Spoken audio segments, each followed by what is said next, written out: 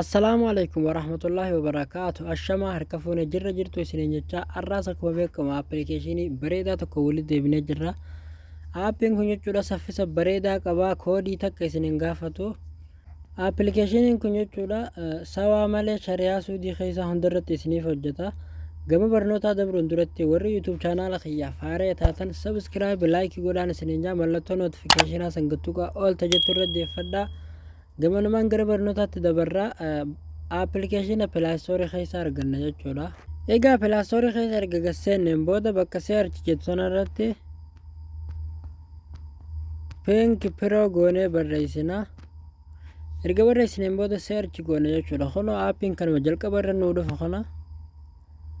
Anamma gabbuufadhee waan hin qabuuf open goonee seennee waliin ilaalla.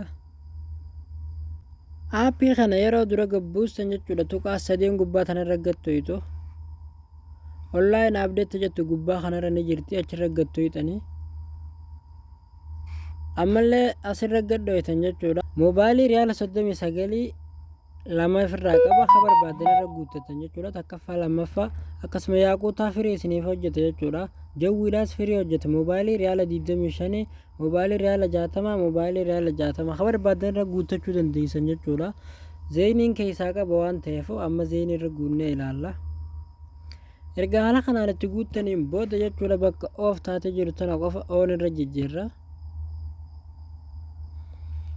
aappiin kun baay'ee takka saffisni isaa bareedaadha jechuudha kunoo akkuma argitan dalagee jira gabbuufadhaa irraa fayyadamaan isiniin jaa warri chaanaala YouTube kiyyaa faaree taatan subscribe gochuun dagatina viidiyoon kun yoo isinitti tole like godhaan jajjabeessaa isiniin jenna telegiraama kiyyalla jechuudha description jala isinii kaayatin jira achi jala yoo gattuuxanii linkii telegiraama jala seentan shabaka amma yeroo gadhiisnu achi jala fayyadamuu dandeessan isiniin jenna hanga barnoota birootiif walitti deebinutti nagaan nu tura.